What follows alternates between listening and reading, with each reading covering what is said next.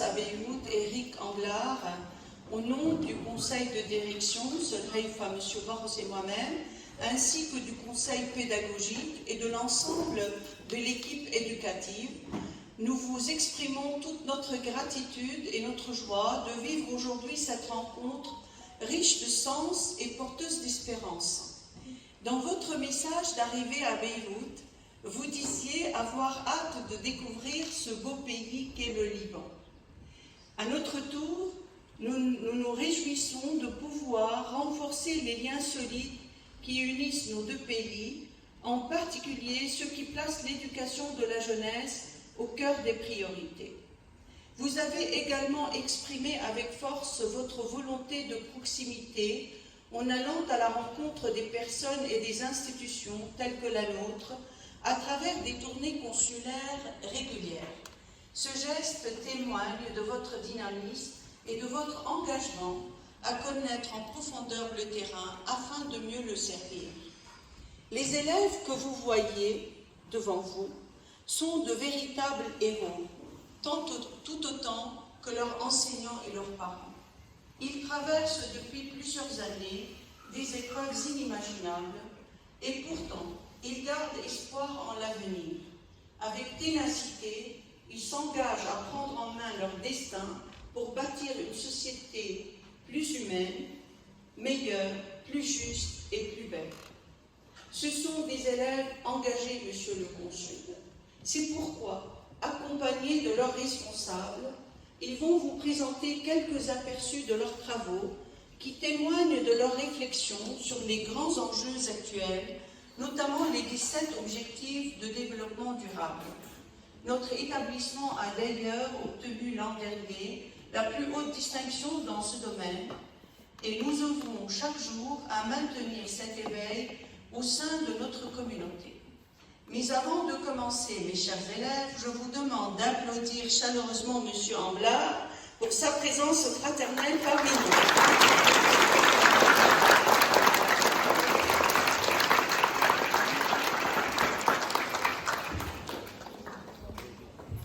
Bonjour Monsieur le Consul. Je suis Salih Haj, responsable du cycle 4 du collège.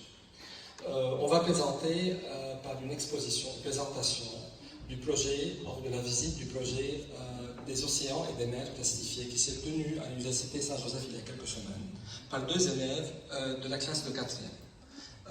Nour Njen et Radit Talov, s'il vous plaît. Voilà. Merci.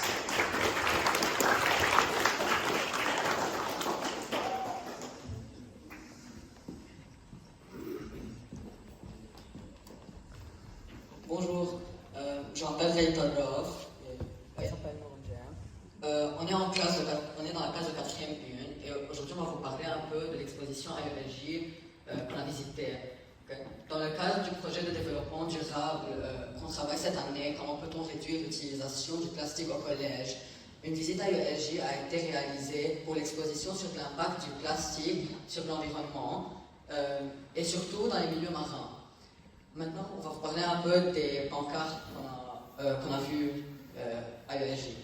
Les plages sont recouvertes de déchets et ceux qui se trouvent aux côtes représentent seulement 15% de la pollution totale. Ainsi, on trouve des déchets à plus de 2000 mètres des côtes. Bon, Beaucoup de tortues sont confondues avec des sacs plastiques, avec des méduses, ce qui est fatal pour elles. Ceci m'a poussé à réfléchir à l'impact du plastique sur les animaux marins. Un autre moment fort est la découverte de statistiques choquantes. Certaines tortues sont retrouvées avec plus de plastique dans leur estomac que de nourriture. Ceci montre la gravité de la pollution des océans et ses conséquences néfastes sur l'environnement. Enfin, des chercheurs ont retrouvé dans l'estomac d'une baleine des objets en plastique, des vêtements, des fils électriques et même une balle de golf. Voici à quel point la mer est devenue une véritable poubelle pour les humains et combien les animaux souffrent de notre négligence. Les filets de pêche utilisés par l'homme pour pêcher, bien sûr, représentent une très grande partie des déchets et de la pollution dans la mer. Ainsi, ils attrapent beaucoup de mammifères marins et ce fait s'appelle la pêche fantôme. Il faut agir tout de suite pour limiter et inverser les impacts négatifs du plastique sur l'environnement. Et ce qu'on peut faire, c'est d'abord, on doit recycler correctement. On doit aussi essayer d'éviter les affaires à utilisation unique. Il faut aussi essayer plutôt de remplacer le plastique par du bois ou du verre, mais quelque chose qui est plutôt biodégradable et il peut se décomposer facilement, car le plastique prend beaucoup de temps à se décomposer, entre 100 à 1000 ans.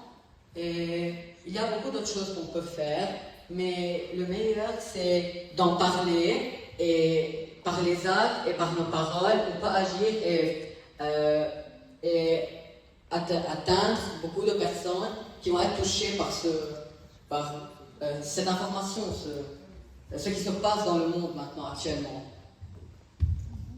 Cette sortie m'a poussée à changer mes habitudes, à sensibiliser les élèves de la 4e sur la pollution plastique et à faire attention à l'impact de mes choix. Protéger la planète commence par de petites actions et si tout le monde s'y met, ça fera une très grande différence. Merci.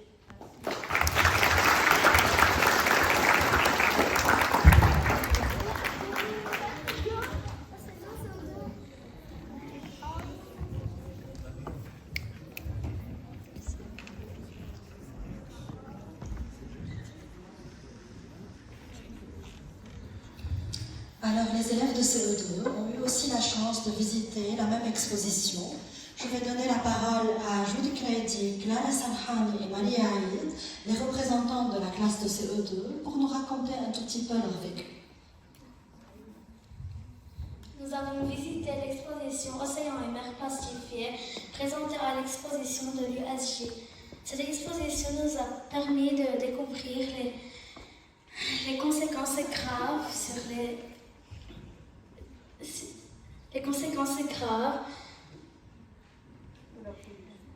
de la pollution plastique sur les animaux et les plantes qui vivent dans la mer. À cause des humains, on voit que, à cause des humains, il y a 150 millions de tonnes de plastique dans la mer et les océans. C'est très grave pour la nature. Beaucoup d'animaux, comme les tortues, les poissons, les baleines et les dauphins, se coincent dans le plastique ou l'avalent par erreur.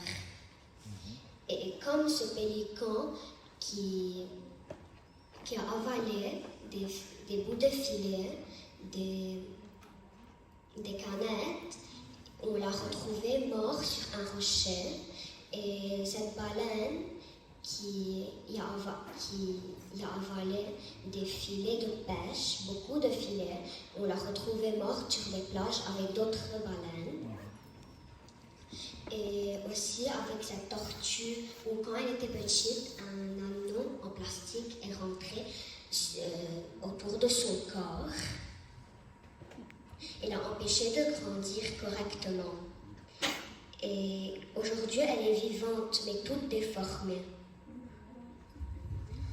Alors, l'État doit imposer des règles pour que les industriels ne jettent plus les déchets dans la mer.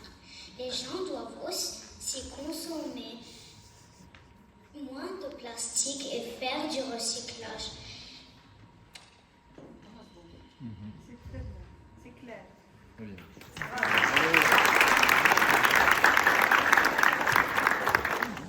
Merci pour les élèves de CE2. Maintenant, c'est les élèves de 3e qui vont nous présenter un projet très bien établi, très bien fait, qui est la récupération des eaux de pluie.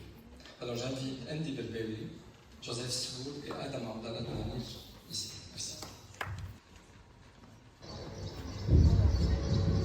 Vous expliquez peut-être après votre programme. C'est moi.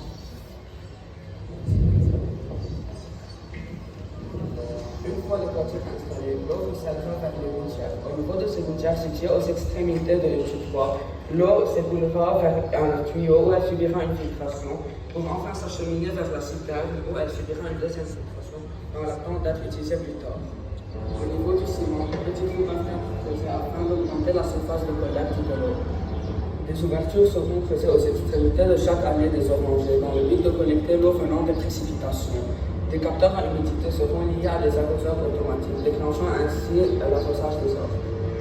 L'eau est collectée grâce aux gouttières, filtrée et stockée dans une cuve. Ensuite, elle est redistribuée par un système de tuyaux et de pompes. À travers ce projet, on pourra diminuer la facture de l'eau, réduire son gaspillage et sensibiliser les élèves à la gestion de l'eau et l'éco-responsabilité. Le projet sous-sol. Des tuyaux installés permettront de transporter l'eau de pluie à une grande citerne située au-dessous du sol, où elle sera filtrée pour relier au système d'arrosage et aux toilettes par une pompe.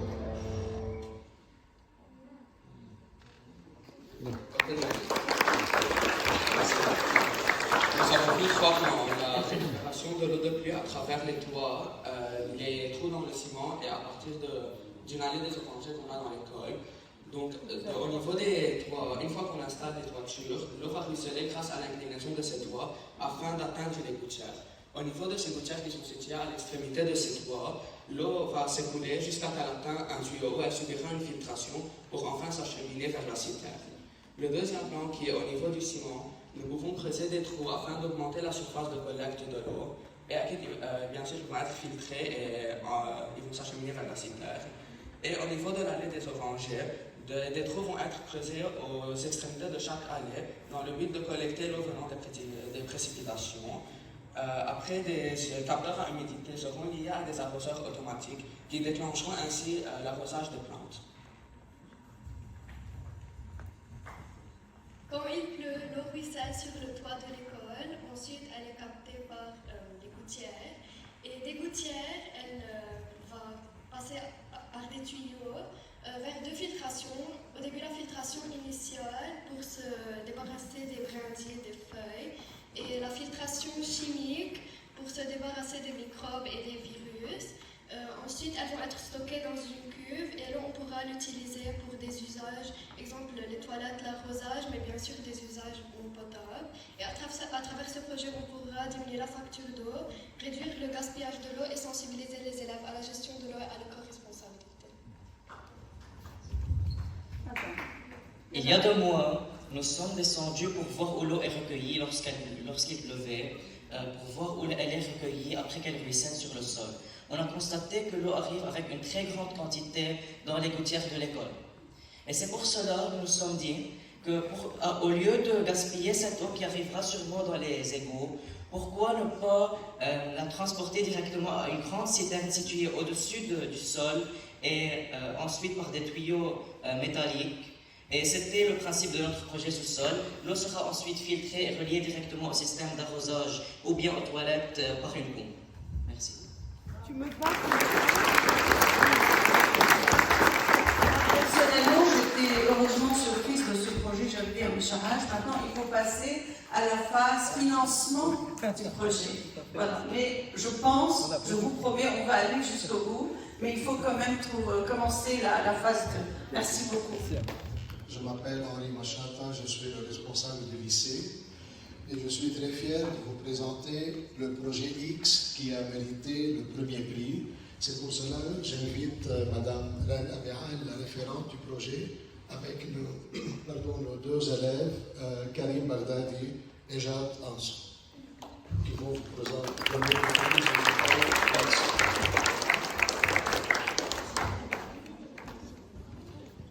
Bonjour, je m'appelle Reine, je suis chimiste à la base.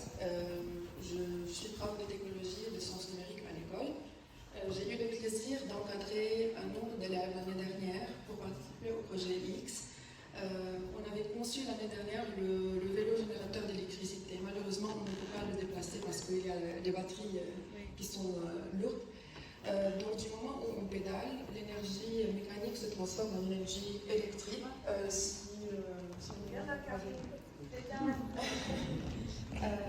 Donc voilà, et on avait eu le premier prix ici au Liban et à l'international aussi. Cette année, on a reçu dans la même longueur d'onde.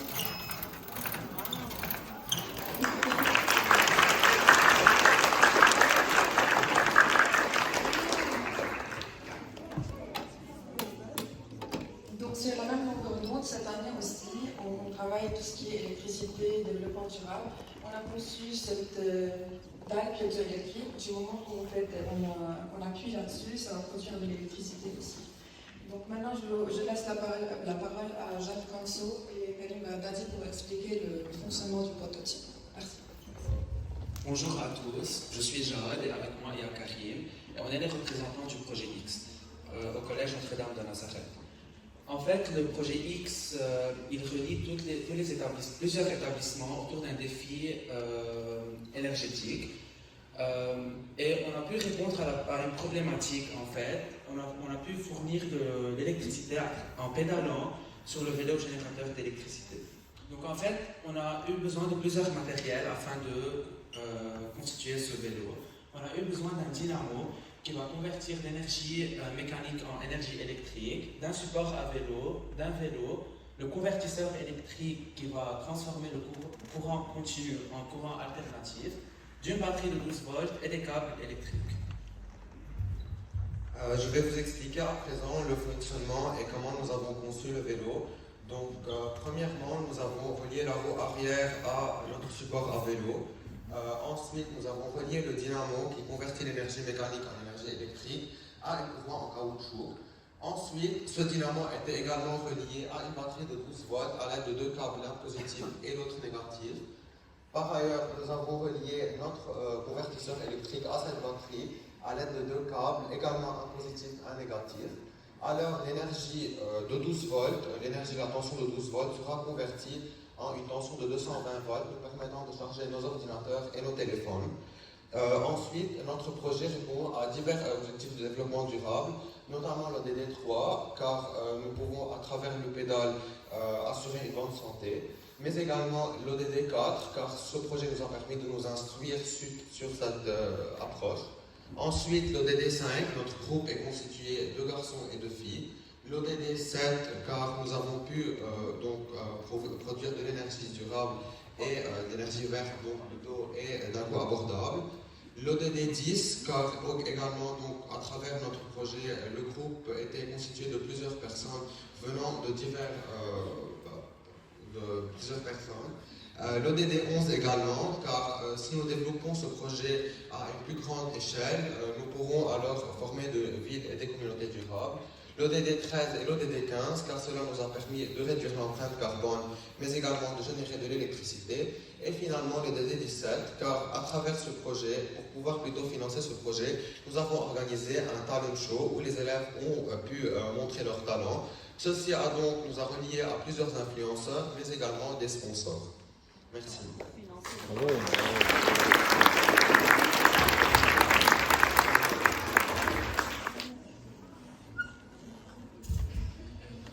Monsieur le Consul, merci d'être parmi nous aujourd'hui pour encourager l'engagement de ces jeunes. J'ai l'honneur de vous présenter, je suis Tony Moussa, responsable du cycle 3. J'ai l'honneur de vous présenter 3 élèves qui ont participé avec enthousiasme à la deuxième version du congrès des bioexplorateurs le mercredi passé. Ces jeunes bioexplorateurs, Talia Koushaïa, Lina El-Mor et Réa Doumit, sont les porte-parole d'une génération attentive, responsable et déjà actrice du changement. Aujourd'hui, ils ont la joie de vous présenter le fruit de leur démarche et de partage, leur regard neuf sur la biodiversité urbaine.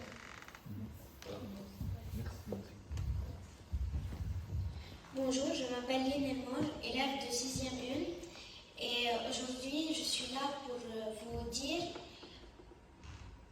pour vous raconter avant d'avoir fait le poster, qu'est-ce qu'on a fait. Oui. On s'est divisé en un groupe de 10 élèves. Un groupe a pris les photos, un autre groupe il a écrit des textes inspirés par les photos.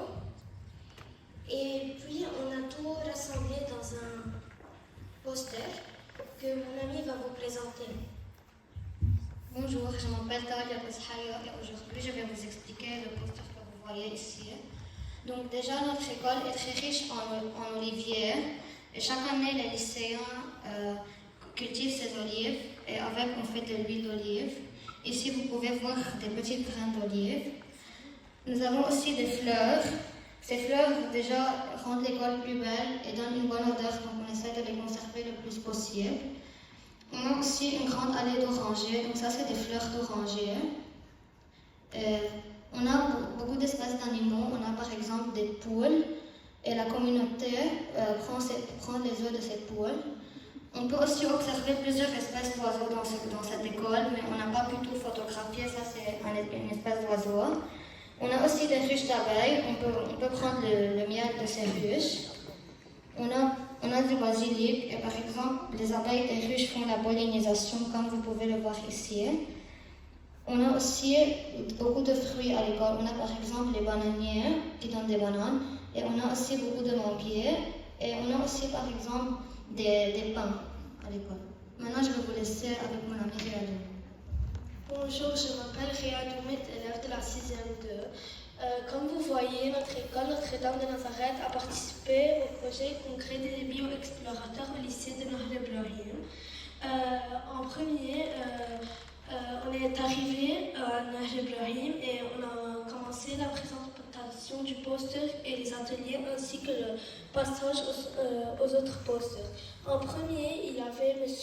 Beirouti qui nous a expliqué une présentation à propos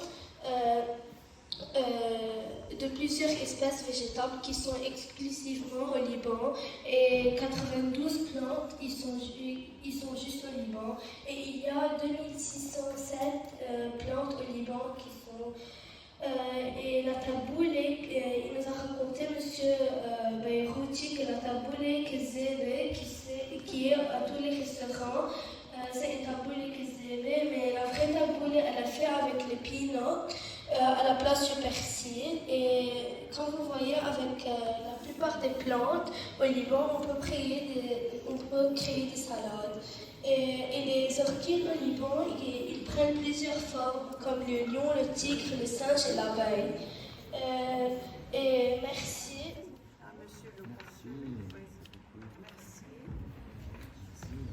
Ça c'est un jeu de croiser les mots avec quelques informations qui sont sur le poster et sur le site ici. Merci.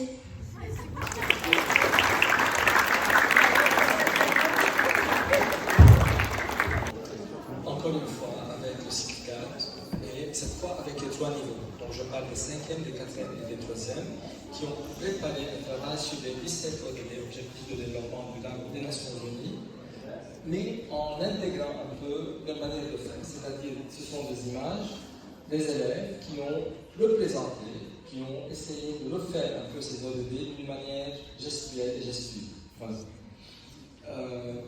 On les voit d'une manière assez représentable et rapide, et je vais laisser la parole à un élève de 4e pour expliquer les ODD 12 et 13. Vous livrez, s'il te plaît.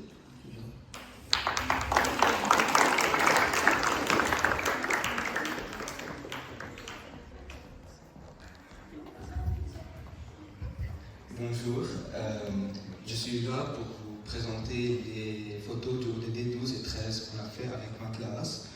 Donc ces photos, ils montrent comment le collège il a appliquer des machines, des panneaux solaires pour pouvoir faire de l'énergie renouvelable et produire responsablement. Donc, On n'y est pas encore. le ODD 12 qui parle de consommation et production responsable, il parle de comment il faut être économique dans l'énergie et savoir ce qu'on dépense autant que ce qu'on produit. Donc dans les photos, on voit qu'ils font du recyclage, donc ils respectent la nature pour pouvoir continuer avec cette biodiversité. De plus, la lutte contre les changements climatiques, ici les élèves ont essayé de représenter le système solaire, comment le soleil c'est une source inépuisable d'énergie qui peut être vraiment utile dans la vie de l'humain. Donc aussi il y a des photos qui le montrent plus tard que le collège a installé des panneaux solaires au toit pour pouvoir prendre des biens positifs du soleil. Donc, le collège a appliqué ces ODD pour pouvoir conserver l'énergie. Merci. D'accord, merci.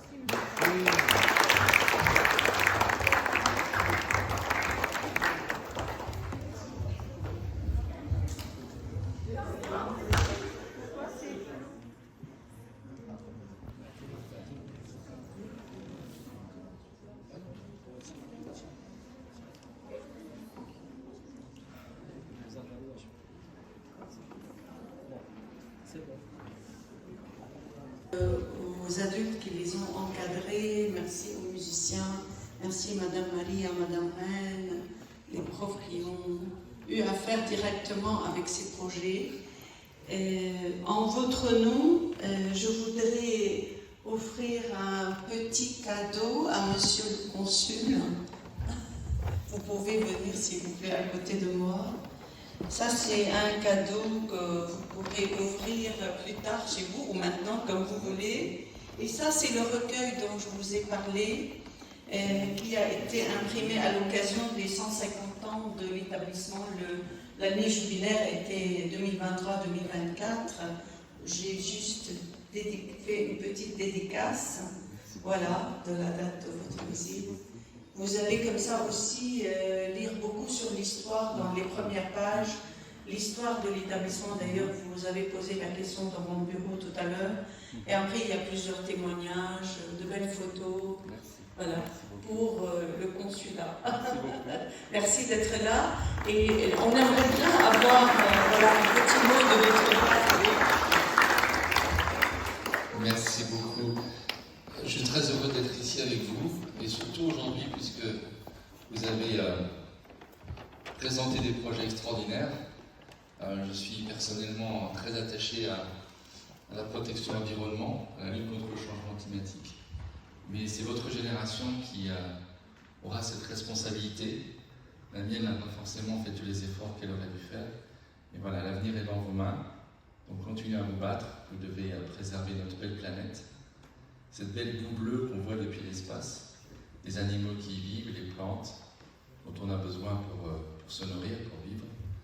Voilà, de manière générale, continuez à apprendre. C'est vraiment le plus beau cadeau qu'on puisse vous faire, c'est vous permettre de vous éduquer, d'apprendre, de devenir des adultes responsables, puisque c'est entre vos mains que sera bientôt le monde. Donc continuez à travailler et soyez bien conscients de la chance que vous avez d'être ici. Merci beaucoup.